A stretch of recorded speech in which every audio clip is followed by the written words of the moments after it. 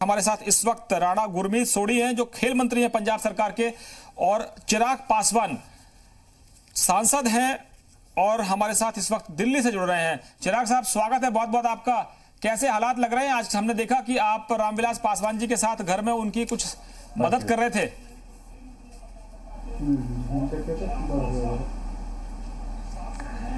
जी बिल्कुल, उनको थोड़े उनके बाल दाढ़ी बढ़ गए थे, तो सुबह उस बात को लेकर वो थोड़े से चिंतित थे, तो मैंने ऑफ़र किया उनको और उन्होंने कहा कि ठीक है काटो। बट हाँ, इतना ज़रूर बोलूँगा कि ये एक खूबसूरत तरीका भी है चीज़ों को देखने का। हम लोग ज़रूर क्रिप कर रहे हैं कि ये सुविधा नहीं है, ये बंद हो रखा है, यहाँ नहीं जा सकते, वो नहीं कर सकते, बट अगर आप किसी चीज़ में पॉजिटिविटी देखें तो मुझे लगता है आप हर चीज़ को, हर परिस्थिति को आप खूबसूरत बना सकते हैं। और मुझे लगता है कि मेरे लिए लॉकडाउन की सबसे खूबसूरत यादों में से, या उम्र भर भी अगर आप बात करें तो ये उम्र भर के लिए मेरे लिए सबसे खूबसूरत यादों में से एक है।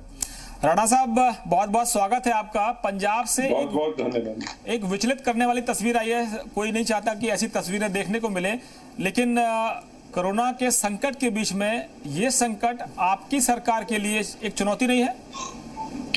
देखिए, ये जो हादसा हुआ है ये बहुत ही गमगीन है, और पंजाब गवर्नमेंट और captain Amarinder Singh ji personally, because वो होम मिनिस्टर भी हैं और चीफ मिनिस्टर भी हैं, उन्होंने इसका तकाजा लेते हुए बहुत सख्त स्टेप लिए हैं और सभी जगह पे सिक्योरिटी टाइट कर दी गई है।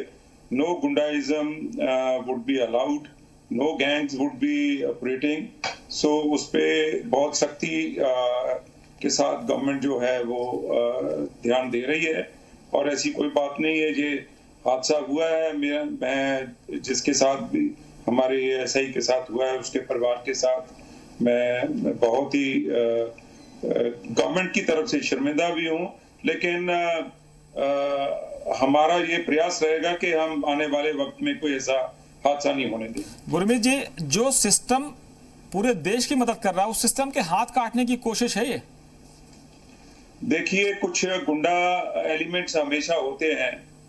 चाहे कोई भी अच्छी काम के लिए इम्प्लीमेंटेशन जब करते हैं तो उसमें हमेशा बाधा पड़ती है, उसमें प्रॉब्लम्स आती हैं, और वो प्रॉब्लम्स को हमेशा दूर करने के लिए हमें प्रयास करना पड़ता है।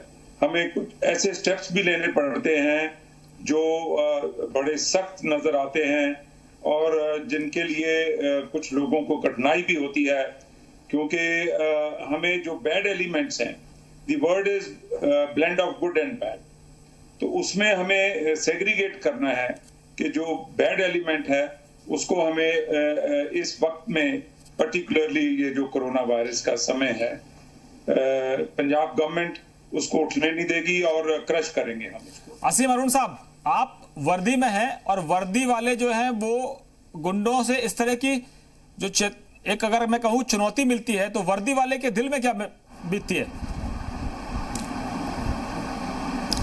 कानून बहुत मजबूत है और उस कानून को लागू करने के लिए हमारे अंदर पर्याप्त विशेषज्ञता है। जैसे मैंने कहा, ये चुनौतीपूर्ण परिस्थिति है, लेकिन आप देख रहे हैं हमें ये भी संतोष मिलता है कि हमारे सारे पुलिसकर्मी बहुत संयम के साथ में काम कर रहे हैं, लोगों की मदद भी कर रहे हैं और साथ साथ सख्ती से लॉकडाउन का पालन भी करा रहे हैं। शुरू में कुछ दिन ऐसी बातें हुई जिसमें कि कुछ ऐसे चित्र हमें देखने को मिले जिसमें पुलिसकर्मी बहुत अच्छा व्यवहार नहीं कर रहे थे। फिर डीजीपी साहब ने, मुख्यमंत्री जी ने उसके लिए निर्देश दिए, हमने तत्काल सबको कन्वे किया, ये संचार पहुंचाया, और अब ऐसी चीज़ हमको देखने को नहीं मिल रही है। लेकिन आने वाला समय चुनौतीपूर्ण हो सकता है, और हमारा पूरा प्रयास सबसे पहले है कि जो लोगों की वाजिब आवश्यकताएं हैं उनको प्रशासन तुरंत पूरा कर ले। 112 पे मैं अगर आपको उदाहरण दूं तो हमारे पास कल जैसे कि 9000 कॉल्स आए खाने के लिए, और इन सभी कॉल्स को हम फॉलो करते हैं। हर एक से हम 6 घंटे बाद फ़ोन करके पूछते हैं कि आपको भोजन पहुंच गया कि नहीं।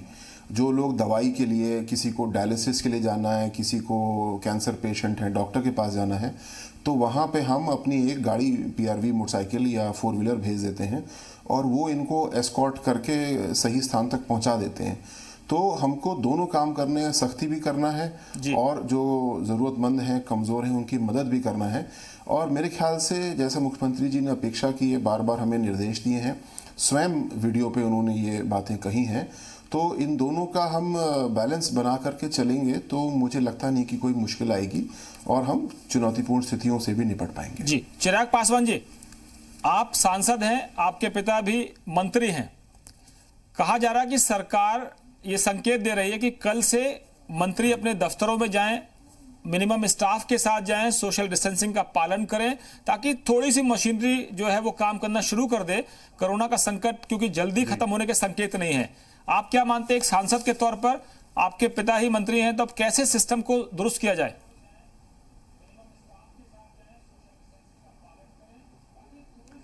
देखिए, उस दिन हम लोग की प्रधानमंत्री जी से वीडियो कॉन्फ्रेंसिंग के माध्यम से भी सर्वदलीय एक बैठक हुई थी और तमाम दलों के जितने भी सदस्य उस बैठक में मौजूद थे उन सब ने एक स्वर में इस बात को कहा था कि लॉकडाउन बढ़ना चाहिए। और कई लोगों की राय ये भी थी कि पार्शियल लॉकडाउन कि मतलब कुछ सेवाओं को जो एसेंशियल सर्विसेज हैं अगर उसको और खोला जाए। पर मेरा व्यक्तिगत तौर पर मेरा मानना ये है कि अभी जिस तरीके से देशव्यापी एक लॉकडाउन चल रहा है उसको कंटिन्यू रहना चाहिए। जहाँ तक रही बात कुछ मंत्रालयों के में मंत्रियों के जाने की और वो प्रधानमंत्री जी की तरफ से ये दिशा निर्देश हैं, मुझे लगता है कि तमाम मंत्री वैसे भी सब लोग काम कर ही रहे हैं, बट हाँ अब ऑफिस में जाके बट ये भी है ज़रूर साथ में कि सोशल डिस्टेंसिंग का भी उसमें पूरा ध्यान रखना है, उस पर भी उसकी भी पूरी एहतियात बरतनी है। मुझे लगता है कि मंत्रालय ज़रूर कल से फंक्शन होंगे, जो कि ऑलरेडी भी फंक्शन कर ही रहे थे। बट लॉकडाउन ये हम लोगों ने भी अपनी पार्टी की तरफ से प्रधानमंत्री जी को हम लोगों ने सुझाव दिया था, आग्रह किया था कि इसको अभी कंटिन्यू करना चाहिए और लॉकडाउन जब उठे भी तो इसको फेज वाइज उठाना चाहिए। मुझे लगता है कि फॉर द लॉन्गेस्ट टाइम अभी इंटर डिस्ट्रिक्ट और इंटर स्टेट्स और डिस्ट्रिक्ट्स की जितनी सीमा है उसको लंबे समय तक हम लोग को सील करके रखना चाहिए। अगर लॉकडाउन उठ भी जाता है उसके बाद भी इंटर स्टेट या इंटर डिस्ट्रिक्ट मोबिलाइजेशन मुझे नहीं लगता कि अभी उसको खोलना उचित होगा। और इसमें ग्रामीण और शहरी इलाकों को अलग अलग ट्रीटमेंट भी देने की हम लोगों ने बात की है। जहां पे किसानों को ग्रामीण इलाकों में पहले राहत देने की जरूरत है, तो वहीं शहरी इलाकों में अगर लंबे समय तक मॉल्स या थिएटर्स अगर बंद भी रहे तो मुझे नहीं लगता कि उसमें किसी को परेशानी होगी। तो ये तमाम बातें हम लोगों ने प्रधानमंत्री जी के समक्ष रखी। मुझे उम्मीद है कि इस लॉकडाउन को बढ़ाया जाएगा। बिल्कुल। MLB भट्ट साहब भी हमारे साथ जुड़े हुए हैं और इस समय हमारे साथ उत्तम जी भी जुड़ गए हैं PGI से। और उत्तम जी, सबसे पहले मैं आपके पास ही आ रहा हूं। मैं अभी जो स्थितियां आप देख रहे हैं, क्योंकि भविष्य में यह भी कहा जा रहा है लॉकडाउन को बढ़ाया जाएगा, लेकिन डॉक्टर्स के सामने भी कुछ चुनौतियां हैं, चाहे वो PPE किट को लेकर हो। तो अभी PGI में अगर व्यवस्थाओं की बात की जाए, आने वाले हफ्तों के लिए हम कितने तैयार हैं? देखिए, हेलो जी सर, सुन पा रहे हैं आपको? हेलो, वॉइस जी उत्तम जी, सुन पा रहे हैं? देखिए, जहाँ तक PGI का सवाल है तो जहाँ तक PGI का सवाल है तो PGI अभी पूरी तरह से तैयार है आने वाले समय के लिए। अगर एक्सपोनेंशियली केसेस बढ़ता भी है तो भी PGI उसके लिए तैयार है। सफिशिएंट मात्रा में PPE किट्स मंगा ली गई है। और एक जैसे आपको पता होगा, PGI का नेहरू हॉस्पिटल एक्सटेंशन ब्लॉक को चंडीगढ़ का कोविड हॉस्पिटल डिक्लेयर किया गया। तो चंडीगढ़ के जितने भी पॉजिटिव केस आएंगे कोविड के, वो सारे PGI में आ रहे हैं और उसके लिए हम पूरी तरह से तैयार हैं। एक बार फिर हम अपने सहयोगी हरीश दिवेकर के पास चलते हैं, जो भोपाल में इस वक्त मौजूद हैं। हरीश, आपके पास क्या खबर आ रही है मध्य प्रदेश से?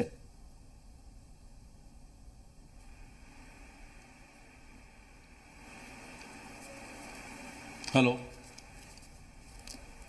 हरीश, बताइए क्या जानकारी? जी, मध्य प्रदेश की में 14 अप्रैल के बाद लॉकडाउन खुल रहा है, तो उन जिलों को पहले फोकस किया गया है जहां 0 पॉजिटिव वाले जिले हैं, 30 जिले, वहां पर लॉकडाउन का पूरी तरह से हटाने का बात चल रही है। लेकिन उससे ये बात का ध्यान रखा जाएगा कि मॉल और भीड़भाड़ वाले क्षेत्र, वहां पर भीड़ इकट्ठा ना हो।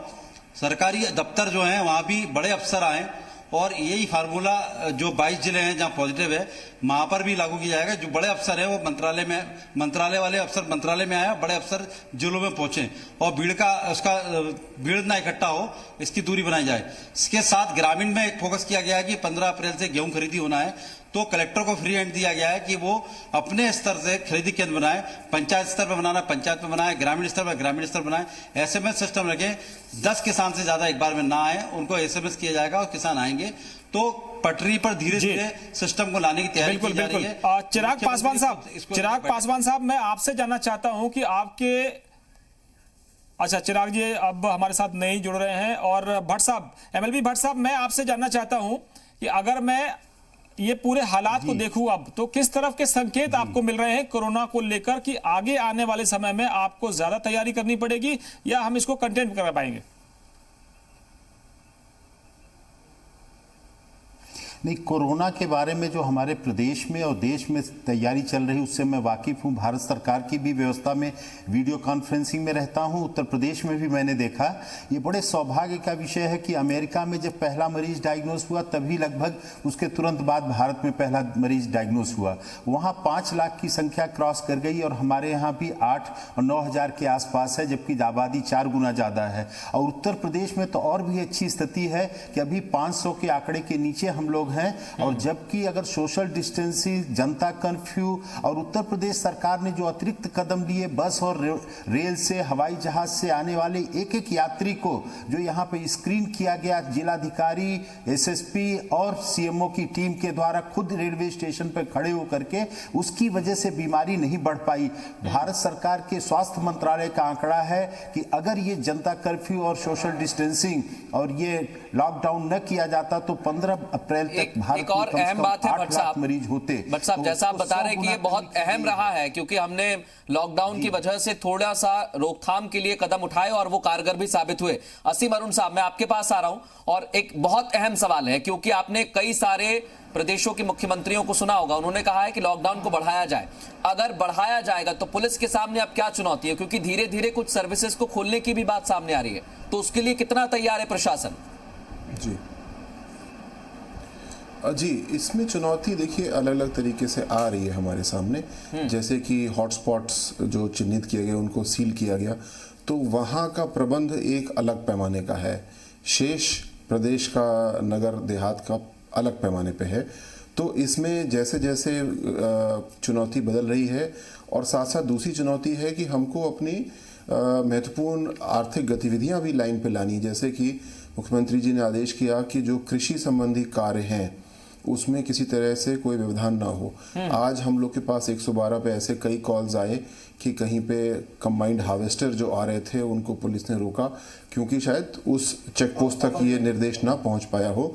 तो हम ऐसी चीज़ों को तुरंत फिर वहां से जो ग्राउंड पे पुलिसकर्मी खड़े हैं उनको बता करके हल कर देते हैं। जी, तो अब हम एक और आर्थिक गतिविधियां जैसे कि कृषि है उनको वापस लाना है और हमें लागू भी करना है। असीम अरुण साहब, मैं राणा गुरमीत सोढ़ी साहब को जोड़ना चाहता हूं कि पंजाब में राणा साहब, आपको क्या लगता है कि सबसे बड़ा जो चैलेंज है इस वक्त वो ये है कि लॉकडाउन का फायदा उठाकर जो ड्रग माफिया इस समय खेल खेल रहा है और उसने एक चुनौती दी है आपकी सरकार को, आपकी पुलिस को। आपको क्या लगता है कि ये लॉकडाउन का फायदा है या उनको खुली छूट मिल गई है? देखिए, मैं एक बात स्पष्ट करना चाहता हूं आप सबको आपके माध्यम से कि ड्रग माफिया टोटली डिमिनिश हो रहा है और पंजाब सरकार ने जो एसटीएफ बनाई है कैप्टन अमरिंदर सिंह जी ने, उनके नेतृत्व में बनी है, उसको अगर ध्यान से देखा जाए तो ड्रग की जो सप्लाई कह लें या उसकी कंजम्पशन है, मैं सोचता हूं कि जब से हमने कर्फ्यू लगाया है, क्योंकि कैप्टन साहब ने सबसे पहले हिंदुस्तान में पंजाब में कर्फ्यू लगाया है और ये कर्फ्यू सिर्फ नाम का कर्फ्यू नहीं है, ये फिजिकल तौर पे गांव-गांव, शहर-शहर में ये कर्फ्यू लगा हुआ है।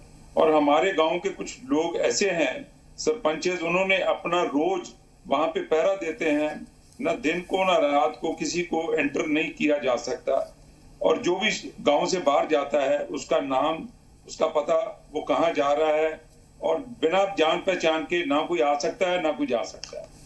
तो हमारा ये लॉकडाउन जो है इसका हमें ड्रग के सप्लाई में भी और ड्रग कंजम्पशन में भी, हमारे जो ड्रग एडिक्ट से उनको उनका इलाज किया जा रहा है, ड्रग डी एडिक्शन में उनको ले जाया जा रहा है और इससे मैं ये कह सकता हूं कि जो ड्रग का जो धंधा करते थे, जो व्यापार करते थे, उन पे बड़ा काबू पड़ गया है और वो दहशत में है और हम इसको बिल्कुल इस दरमियान खत्म कर दें। राणा साहब, एक और जो चिंता है वो पूरे देश में चिंता है, वो किसानों की चिंता है। हालांकि केंद्र सरकार ने कहा है, राज्य सरकारों ने कहा है कि हम कोई खरीद में दिक्कत नहीं होगी, कटाई में दिक्कत नहीं होगी, किसानों को मंडी में आने जाने में दिक्कत नहीं होगी, लेकिन जब टोटल लॉकडाउन है तो इस समय हालात सबसे बड़े, जो सबसे मुश्किल हालात है वो किसानों के लिए। देखिए, ऐसा है कि मैं ये बताना चाहता हूं कि पंजाब सरकार प्रोक्योरमेंट के लिए वी आर फुली इक्विप्ड। हमारे पास बारदाने की जो मेन प्रॉब्लम है, हमारे पास अभी हम 70% बारदाना जो है हमारी स्टेट का है, जो जितनी फसल आनी है वो हम इक्विप्ड हैं। बाकी का जो 30% है, मुख्यमंत्री जी ने बंगाल के मुख्यमंत्री साहिबा से बात करी है, वो ऑन द वे है। और जो मंडियों में हमने जो 1836 या 1850 मंडी थी, हमने उसको डबल कर दिया।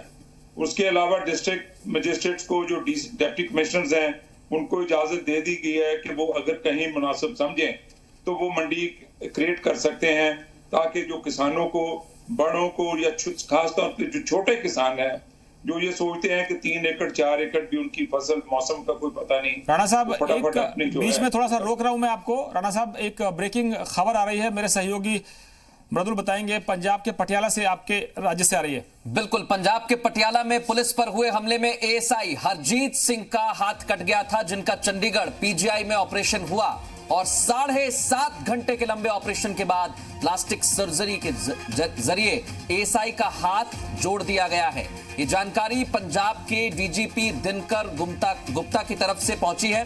उन्होंने ये भी बताया कि अभी इसका सही नतीजा देखने के लिए हमें 5 दिनों का इंतजार करना होगा। पंजाब से बड़ी खबर बता दें, तस्वीरें जब सामने आई तो सभी विचलित हो गए थे।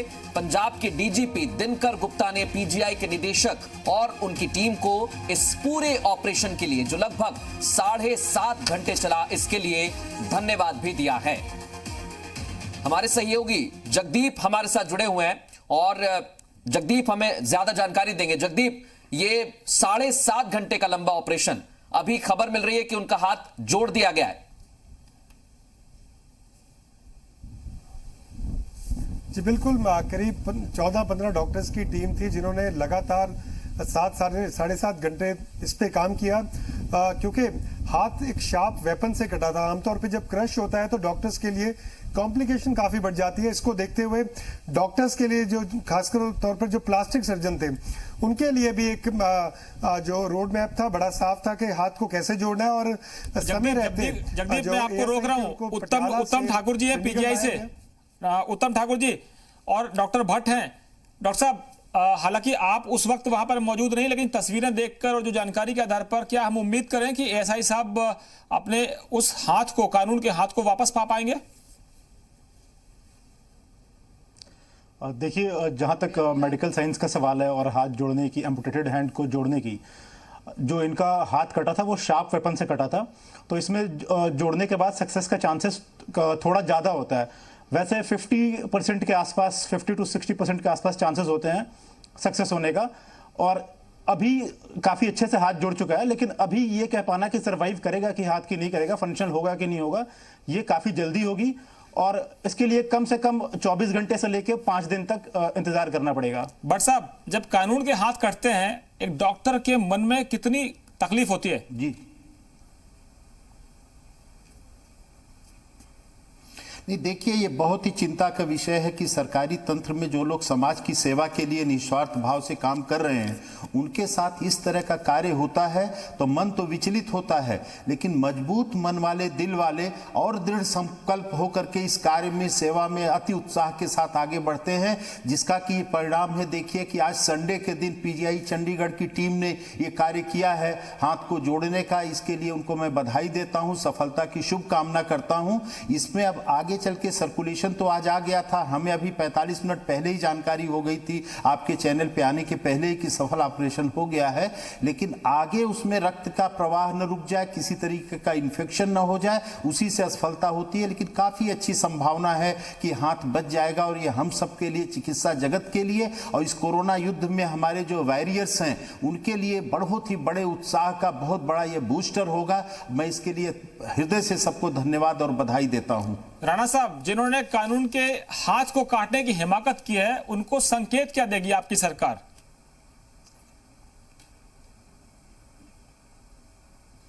दिस इशू के जो गुंडागर्दी है या गैंगस्टर्स टाइप के लोग हैं, चाहे वो किसी भी कम्युनिटी से ताल्लुक रखते हो, चाहे वो कोई बड़ा हो या छोटा हो, they should not be spared, and the government is very harsh and they come very hard on that, and you will see the consequences of this. The person who has done this job to the service person who was on duty, he will not be spared.